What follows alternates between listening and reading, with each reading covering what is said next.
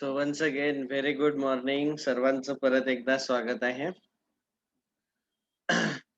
तर आता आपण डिफरन्शिएशन चॅप्टर पूर्ण केलाय. तरीही एक फंक्शनचा टाइप जो होता इम्प्लिसिट फंक्शन त्या टाइपचे जे क्वेश्चन आहेत ते आपण शॉर्टकटचा वापर करून सॉल्व्ह करू शकतो. तर तेवढा एक शॉर्टकट आपण आता डिस्कस करूया. आतापर्यंत आपण काय काय डिस्कस केलं डिफरन्शिएशन मध्ये आणि किती सारे शॉर्टकट डिस्कस केले एकदा क्विकली 2 मिनिटात मी रिव्हिजन घेतो. बघा, सर्वांनी लक्षपूर्वक ऐका.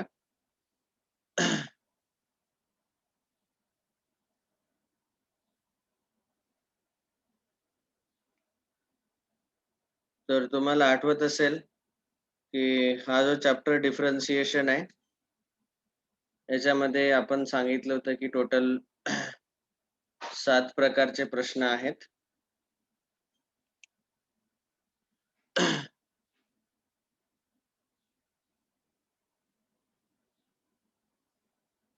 त्यातला पहिला टाइप जो आपण पाहिला त्याला आपण म्हटलं होतं बेसिक स्टँडर्ड फंक्शन्स. म्हणजे हे 11वीचा जो पार्ट आहे त्याच्यामध्ये हे सर्व फॉर्म्युले आपण डिस्कस केलेत. कॉन्स्टंटचा derivative 0, x raise to n चा derivative n into x raise to n minus 1. हे सर्व फॉर्म्युले तुमच्या पाठ असावेत. नंतर रूल्स आपण पाहिले. ऍडिशन सबट्रॅक्शन असेल तर डेरिव्हेटिव्हचे पण ऍडिशन सबट्रॅक्शन घेऊ शकतो. नंतर multiplication, product rule, division rule. Okay. दुसरा टाइप पाहिला आपण डेरिव्हेटिव्हज ऑफ कंपोजिट फंक्शन्स. तर याच्यामध्ये सरळ फॉर्म्युले माहिती असणं आवश्यक आहे आणि जो फंक्शनच्या आत फंक्शन असतो त्याचा डेरिव्हेटिव्हनी मल्टिप्लाय करायला विसरायचं नाही. त्यालाच आपण चेन रूल म्हणतो. तिसरा टाइप पाहिला आपण इनव्हर्स फंक्शन. इनव्हर्स फंक्शन मध्ये ऍक्च्युअली मी तुम्हाला सांगितलं की इनव्हर्स फंक्शनचे जे काही क्वेश्चन आहेत ते सरळ सरळ चेन रूलनी सॉल्व्ह करा. नंतर चौथा टाइप आपण पाहिला इनव्हर्स ट्रिग्नोमेट्रिक फंक्शन. इथं फॉर्म्युले पाहिले. नंतर हे 3 टेबल तुम्हाला मी पाठ करायला सांगितले होते. Inverse composite function, inverse trigonometric फंक्शनचे 23 फॉर्म्युले आणि सबस्टिट्यूशनचे फॉर्म्युले. आणि हे 5 सब टाइप आपण पाहिले. आणि यापैकी आपण हे 2 शॉर्टकट पण पाहिलेत की डायरेक्ट पहिला शॉर्टकट पाहिला की या टाइपचा जर प्रश्न असेल इनव्हर्स ट्रिग्नोमेट्रिक फंक्शन मध्ये, जसं y is equal to tan inverse of a cos 2x plus b sin 2x upon b cos 2x minus a sin 2x. वर प्लस मध्ये खाली मायनस आणि a cos plus b sin b cos minus a sin अशा प्रकारचा जर प्रश्न असेल तर जो अँगल असतो कॉसच्या आतला साइनच्या आतला एकच आहे तो 2x. 2x चा डेरिव्हेटिव्ह घ्यायचा आणि त्या डेरिव्हेटिव्हला वरची जी साइन आहे न्यूमरेटरची मधली ती साइन द्यायची. इथे ऍडिशन आहे तर +2 आन्सर येईल. नंतर दुसऱ्या क्वेश्चन मध्ये angle e raise to x चा derivative e raise to x आणि वरची जी साइन आहे ती मायनस आहे. हा एक शॉर्टकट सांगितला, आठवला? नंतर दुसरा शॉर्टकट आपण पाहिला की या फॉर्म्युल्याच्या फॉर्मॅट मध्ये प्रश्नाला आणायचं. जसं 8x आहे इथं आणि इथं खाली 15x² आहे. तर इथं आपल्याला x plus Y upon 1 minus x Y किंवा x minus Y upon 1 plus X Y या फॉर्मॅट मध्ये प्रश्नाला आणायचं आहे. तर 8x ला आपण लिहू शकतो 5x प्लस 3x आणि 15x² ला लिहू शकतो 5x इंटू 3x. मग याचा डायरेक्ट आन्सर येईल tan inverse 5x plus tan inverse 3x. आणि आता डेरिव्हेटिव्ह घेणं त्याला खूप सोपं आहे. tan इनव्हर्स 5x चा derivative 1 upon 1 plus 5x² into 5 plus 1 upon 1 plus 3x² into 3. 3x चा डेरिव्हेटिव्ह 3. हे समजलं? नंतर लॉगॅरिथमिक डिफरन्शिएशन मध्ये आपण काही शॉर्टकट पाहिले. हा m रेज टू n म्हणजे f of x raise to g of x या टाइपचा जर प्रश्न असेल तर सरळ डेरिव्हेटिव्ह घ्यायचा y dash is equal to y into y म्हणजे m रेज टू n जसा आहे तसा लिहून घ्यायचा आधी आणि स्क्वेअर ब्रॅकेट मध्ये n upon m into m dash plus n dash into log of m. हे लक्षात ठेवा. हा फॉर्म्युला आपण इथं वापरू शकतो. दुसरा शॉर्टकट मी सांगितला की तुम्हाला माहितीच आहे की लॉगॅरिथमचा वापर करून आपण हा पॉवर लॉगच्या बाहेर काढतो आणि जो ब्रॅकेट आहे त्याचा लॉग असतो तर त्याचा डेरिव्हेटिव्ह आपण घेतो. तर सरळ सरळ आपण असा डेरिव्हेटिव्ह घेऊ शकतो आणि जे न्यूमरेटर मध्ये आहे त्यांना पॉझिटिव्ह ठेवायचं, जे डिनॉमिनेटर मध्ये आहेत त्यांचा डेरिव्हेटिव्ह निगेटिव्ह घ्यायचा. समजलं? याची मी प्रॅक्टिस करून घेतली होती. तिसरा शॉर्टकट तुम्हाला सांगितलं की या स्टँडर्ड फॉर्मॅटचा जर प्रश्न असेल तर त्याचा derivative direct y by x येईल. स्टँडर्ड फॉर्मॅट काय आहे?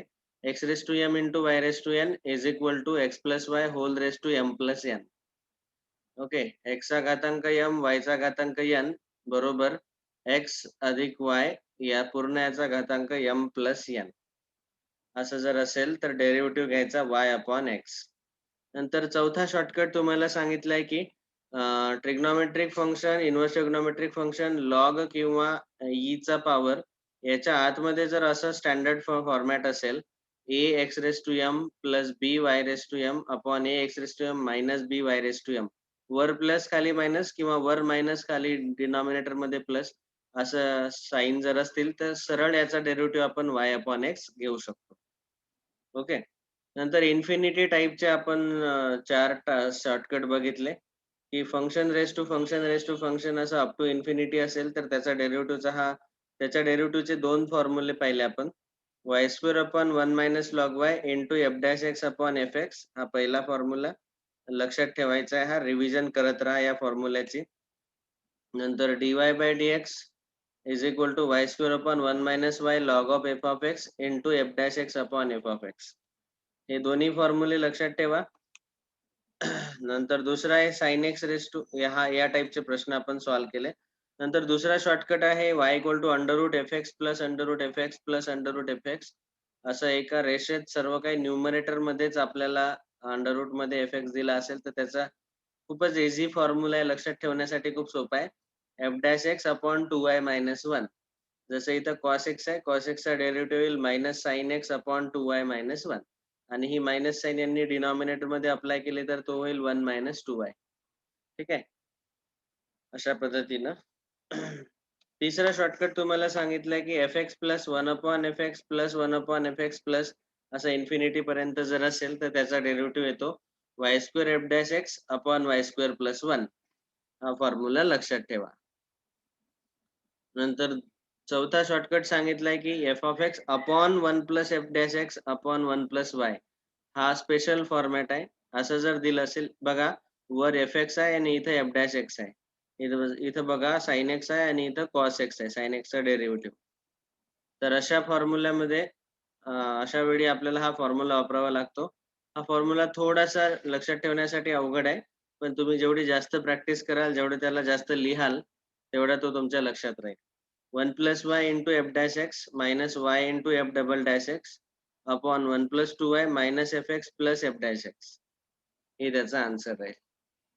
पाचवा शॉर्टकट तुम्हाला सांगितलाय की जर समजा आपल्याला माहिती आहे की या फॉर्मॅटचा जर प्रश्न असेल तर त्याचा derivative generally y upon x येतोच. परंतु कधी-कधी काय होऊ शकते परंतु कधी-कधी काय होऊ शकते की ऑप्शन मध्ये y अपॉन x दिलेला नसतो. मग अशा वेळी आपण या प्रश्नाला हा जो लॉग आहे किंवा साइन असेल किंवा साइन इन्व्हर्स असेल याला उजवीकडे शिफ्ट करायचं आणि हा जो खालचा आहे याला क्रॉस मल्टिप्लिकेशन करून याला सिम्प्लिफाय करायचं. मग त्याचा डेरिव्हेटिव्ह घेऊन फायनल आन्सर काढायचं. ठीक आहे, तर ह्या स्टेप्स अशा सॉल्व्ह करायच्या. ओके. तसंच या हा साइन इन्व्हर्सला आपण उजवीकडे शिफ्ट केलं, तो साइन पाय बाय 6 झाला, त्याचा आन्सर 1/2 आला. नंतर क्रॉस मल्टिप्लाय करून हे जे काही भेटलंय त्याचा डेरिव्हेटिव्ह घेतला. डेरिव्हेटिव्ह खूपच फास्ट आपण सॉल्व्ह करू शकतो सिम्प्लिफाय करून. नंतर पॅरामेट्रिक फंक्शन हा 6वा टाइप आहे या चॅप्टर मधला, डेरिव्हेटिव्हज ऑफ पॅरामेट्रिक फंक्शन्स. तर याच्यामध्ये आपण लक्षात ठेवा की x आणि y यांना दुसऱ्या एका फंक्शनच्या दुसऱ्या एका पॅरामीटरच्या फॉर्मॅटमध्ये दिलं असते वेगवेगळं.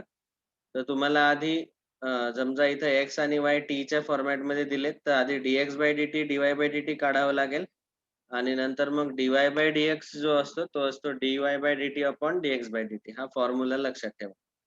ओके. तसंच एका फंक्शनचा derivative with respect to other function काढायचा असेल तर आपल्याला त्या दोघांना u आणि v म्हणायचं आधी. पहिल्यांदा u चा derivative with respect to x काढणार, v चा derivative with respect to x आणि मग त्यांचं घ्यायचं division du by dx upon dv by dx. ठीक आहे. तर या टाइपचे मी क्वेश्चन काही प्रॅक्टिस म्हणून घेतलेत. शेवटचा टाइप होता हायर ऑर्डर डेरिव्हेटिव्ह्ज, 7वा टाइप. याच्यामध्ये स्पेशली पॅरामेट्रिक फंक्शन जर असेल, हायर ऑर्डर डेरिव्हेटिव्ह मध्ये पहिला डेरिव्हेटिव्ह, दुसरा derivative, first derivative, second derivative हे सर्व डेरिव्हेटिव्ह आपण काढणारच. But as well as we have to remember समजा आपल्याला असं पॅरामेट्रिक फॉर्मॅटमध्ये दिलं असेल, तर आधी dx by dt, dy by dt काढायचा आणि त्यातनं dy बाय dx काढायचा आणि मग सेकंड डेरिव्हेटिव्ह घेताना या t चा जो डेरिव्हेटिव्ह आहे dt बाय dx, इथं dt बाय dx च्या जागी हा जो dx बाय dt आहे त्याचा रेसिप्रोकल, जसं इथं 480 आलाय, त्याचा रेसिप्रोकल dt बाय dx 1/480 येईल. हे सबस्टिट्यूशन लक्षात ठेवा. ठीक आहे. ही झाली डिफरन्शिएशन चॅप्टरची पूर्ण रिव्हिजन. तरीही एक टाइप राहिलाय, टाइप नंबर 8, त्याला आपण म्हणतो इम्प्लिसिट फंक्शन्स. ओके, हा आहे 8वा टाइप आणि हा आज आपण कव्हर करून घेऊ. आणि याचा खूप महत्त्वाचा शॉर्टकट आज मी सांगणार आहे. या टाइपचा प्रश्न दरवर्षी येतोच महाराष्ट्र सीईटी मध्ये आणि हा शॉर्टकट समजण्याचा प्रयत्न करा. बघा, आधी आपल्याला हे माहिती असलं पाहिजे की इम्प्लिसिट फंक्शन आणि एक्सप्लिसिट फंक्शन याच्यामध्ये फरक काय आहे. तर मी इथं उदाहरण दाखवतो आधी. एक्सप्लिसिट फंक्शन आणि इम्प्लिसिट फंक्शन. तर जेव्हा आपण y ला असं लिहितो x² - 3x + 6, y ला आपण पूर्णपणे x च्या फॉर्मॅटमध्ये लिहिलंय, तर याला म्हणायचं एक्सप्लिसिट फंक्शन. जेव्हा आपण x ला पूर्णपणे y च्या फॉर्मॅटमध्ये किंवा y ला पूर्णपणे x च्या फॉर्मॅटमध्ये लिहू शकतो, जसं त्याला आपण असं म्हणू शकतो y = f(x), असं जर लिहू शकू, तर त्याला म्हणायचं एक्सप्लिसिट फंक्शन. पण समजा माझ्याकडे क्वेश्चन आहे x³ + y³ + 3xy 3x² y + 3xy²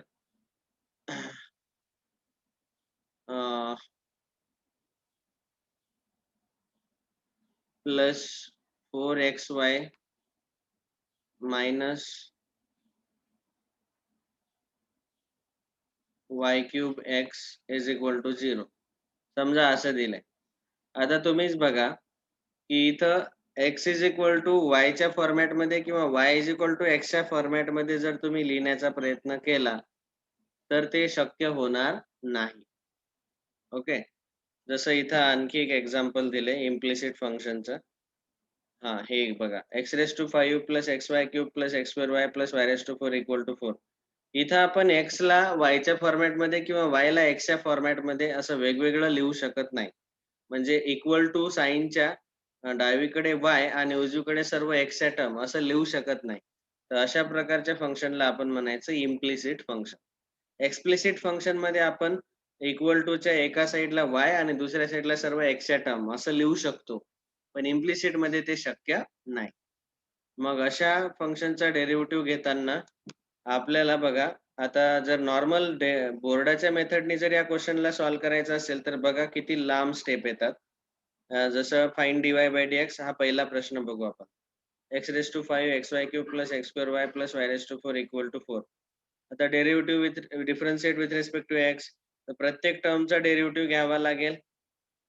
मग dy बाय dx चे सर्व टर्म एकत्र घ्यायचा डावीकडे आणि हे सर्व याला राईटला शिफ्ट करायचं. ओके. तर ह्या सर्व खूप लांब स्टेप होत आहेत.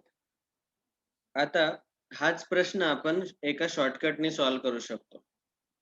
हा एकच शॉर्टकट आहे, इम्प्लिसिट फंक्शनचा स्पेशल शॉर्टकट आहे. तर त्याचा फॉर्म्युला तुम्हाला लक्षात ठेवायचा आहे. बघा, डायरेक्ट dy बाय dx याचा फॉर्म्युला. ठीक आहे. आधी तर जे काही इम्प्लिसिट फंक्शन दिले ते या फॉर्मॅटमध्ये असेल, f(xy) = 0. असं फंक्शन तुम्हाला दिलं असेल जे की इम्प्लिसिट फंक्शन आहे. फंक्शन xy मध्ये आणि राइट हँड साइडला 0 ठेवायचा. तर dy बाय dx चा फॉर्म्युला आहे df by dx upon df by dy. हा जो फंक्शन f आहे त्याचा with respect to x derivative घ्यायचा वर न्यूमरेटर मध्ये. पण इथं सर्वात महत्त्वाचं आहे, y ला कॉन्स्टंट अझ्युम करायचा. ओके, y ला एक नंबर म्हणून अझ्युम करायचा आणि with respect to x derivative घ्यायचा या फंक्शनचा. आणि डिनॉमिनेटर मध्ये या फंक्शन f चा, हा जो फंक्शन f आहे याचा derivative with respect to y घ्यायचा आणि x ला कॉन्स्टंट अझ्युम करायचं. x ला एक नंबर म्हणून अझ्युम करायचं आणि with respect to y derivative घ्यायचा. या दोघांचं घ्यायचं डिव्हिजन आणि त्याला द्यायची एक मायनस साइन. ठीक आहे. हा फॉर्म्युला आहे. आता आपण काही क्वेश्चन सॉल्व्ह करू म्हणजे तुमच्या लक्षात येईल. पहिला प्रश्न हाच घेऊ. बघा मी डायरेक्टली शेवटच्या स्टेप पर्यंत पोहोचू शकतो. बघा कसं पोहोचतो. तर आधी या फंक्शनला मी असं लिहून घेतोय x⁵ plus X Y cube plus X square Y plus y⁴ minus 4 is equal to 0. ठीक आहे. हे आपलं फंक्शन आहे F of X Y equal to 0. आता आपला डेरिव्हेटिव्हचा फॉर्म्युला आहे dy/dx इज इक्वल टू हे जे फंक्शन आहे याचा derivative with respect to X घ्यायचा पण y ला कॉन्स्टंट ठेवायचा आपण df/dy आणि x ला कॉन्स्टंट ठेवायचं आणि इथे याला मायनस साइन द्यायचे. तर बघा आधी मी हे मायनस साइन लिहून घेतो. आता derivative with respect to X घ्यायचा आहे पण y ला कॉन्स्टंट ठेवायचंय बघा. तर आता x⁵ चा डेरिव्हेटिव्ह येईल 5x⁴. नंतर xy क्यूब चा डेरिव्हेटिव्ह घेताना y क्यूब हा नंबर असेल एक कॉन्स्टंट अज्युम करायचा आहे. तर y क्यूब जसा आहे तसाच राहील आणि x इंटू वाय क्यूब आहे. तर त्याचा डेरिव्हेटिव्ह येईल फक्त प्लस वाय क्यूब. एक्स स्क्वेअरचा डेरिव्हेटिव्ह प्लस 2x आणि y नंबर आहे कॉन्स्टंट आहे त्याला ॲज इट इज ठेवायचं. प्लस y⁴ चा डेरिव्हेटिव्ह 0 येईल कारण y ला आपल्याला कॉन्स्टंट अज्युम करायचा आहे. हा याचा डेरिव्हेटिव्ह 0 येईल आणि -4 चा डेरिव्हेटिव्ह पण 0 कारण तो कॉन्स्टंट आहे नंबर आहे. समजलं? हा ब्रॅकेट पूर्ण करायचा आणि खाली घ्यायचं आहे df/dy. आता with respect to y derivative घ्यायचा आहे पण x ला कॉन्स्टंट ठेवायचा आहे. तर आता बघा x⁵ कॉन्स्टंट आहे त्याचा डेरिव्हेटिव्ह 0. इथं पण x कॉन्स्टंट आहे. y क्यूब चा डेरिव्हेटिव्ह येईल 3y² इंटू एक्स. तर मी त्याला लिहितोय 3y² into x 3xy² plus इथं x² ला कॉन्स्टंट ठेवायचा आहे आणि with respect to y derivative घेतला तर प्लस x² येईल. y प्लस y⁴ चा डेरिव्हेटिव्ह 4y³ आणि -4 चा डेरिव्हेटिव्ह 0. बघा मी शेवटच्या स्टेप मध्ये डायरेक्ट पोहोचलो की नाही. मायनस बाहेर घेतलाय 5x⁴ plus 2xy plus y³ 5x⁴ plus 2xy plus y³ upon बघा हाच डेरिव्हेटिव्ह आलाय. फक्त त्यांनी 2xy ला आधी घेतलंय y³ ला नंतर घेतलंय आणि x² plus 3xy² plus 4y³ बघा डायरेक्ट लास्ट स्टेपला पोहोचतो आपण. तर हा शॉर्टकट लक्षात ठेवायचा. y ला कॉन्स्टंट ठेवून with respect to x derivative घ्यायचा वर न्यूमरेटर मध्ये, खाली डिनॉमिनेटर मध्ये with respect to y derivative घ्यायचा x ला कॉन्स्टंट ठेवून आणि ही मायनस साइन द्यायला विसरायचं नाही. हा फॉर्म्युलाच आहे आपला. आणखी प्रॅक्टिस म्हणून दुसरा क्वेश्चन घेऊ आपण. हे सॉल्व्ड एक्झाम्पलच घेऊ म्हणजे तुमच्या लक्षात येईल की किती इझी आहे या मेथडनी. बघा एवढ्या सर्व स्टेप जर करत बसले तर त्या क्वेश्चनला कमीत कमी तुम्हाला 3-4 मिनिटं लागून जातील. पण हा जो शॉर्टकट आहे याने तुम्हाला जास्तीत जास्त 1 मिनिटात आन्सर भेटेल. जास्तीत जास्त. जर तुम्ही याची खूप जास्त प्रॅक्टिस केली तर 30 सेकंदात आन्सर भेटू शकते. ठीक आहे. बघा आता हा जो सेकंड क्वेश्चन आहे याला असं लिहितोय मी y³ plus cos of X plus Y cos of x into y cos of x into y is equal to हे जे डावीकडे हे जे उजवीकडे आहे इक्वल टू चे त्याला डावीकडे शिफ्ट करू आपण -x² plus sine of x plus Y is equal to 0. आता घ्यायचा डेरिव्हेटिव्ह. तर dy/dx इज इक्वल टू परत तो फॉर्म्युला मी लिहून काढतो म्हणजे तुम्हाला लक्षात राहील. With respect to X derivative घ्यायचा आहे y ला कॉन्स्टंट ठेवून आणि खाली डिनॉमिनेटर मध्ये फंक्शनचा derivative with respect to y घ्यायचा आहे x ला कॉन्स्टंट ठेवून. चला आता मायनस साइन दिली. फंक्शनचा derivative with respect to x म्हणजे y कॉन्स्टंट असेल तर y³ चा डेरिव्हेटिव्ह 0. नंतर cos ऑफ xy y ला कॉन्स्टंट ठेवायचा आहे. तर कॉसचा डेरिव्हेटिव्ह येतो मायनस साइन ऑफ xy आणि इंटू xy चा डेरिव्हेटिव्ह y कॉन्स्टंट ठेवायचा आहे. तर इंटू येईल तो y. करेक्ट ना. y च्या जागी पाहिजे तर 2x असं लिहा. y च्या जागी 2 टाकून बघा. तर cos 2x चा derivative minus of sin 2x into 2x चा डेरिव्हेटिव्ह 2 मग x सोबत इथं y आहे, तर त्या y ला मल्टिप्लाय करावं लागेल. समजलं? मायनस एक्स स्क्वेअरचा derivative 2x with respect to x घेतोय आपण. नंतर प्लस साइनचा derivative cos of x plus y into एक्सचा डेरिव्हेटिव्ह 1. वायचा डेरिव्हेटिव्ह तर 0 येईल, तो कॉन्स्टंट आहे. अपॉन आता with respect to y derivative घ्यायचा आहे एक्सला कॉन्स्टंट ठेवून. तर एक्सला कॉन्स्टंट ठेवायचं आहे, लक्षात घ्या. तर y क्यूबचा डेरिव्हेटिव्ह येईल 3y² plus cos of X Y.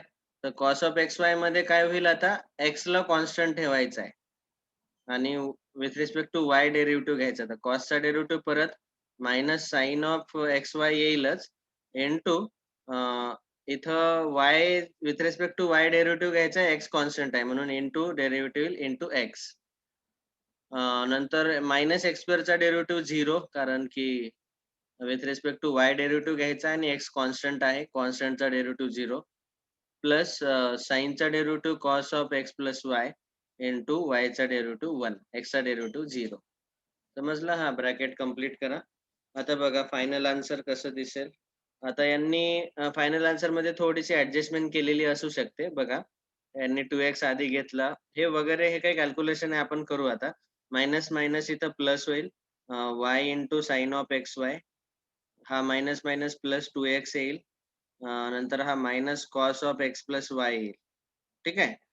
नंतर इथं 3y² minus X into sine of X Y plus cos of X plus Y. Okay. ही मायनस साइन अप्लाय केल्यामुळे हा minus cos of X plus Y आला.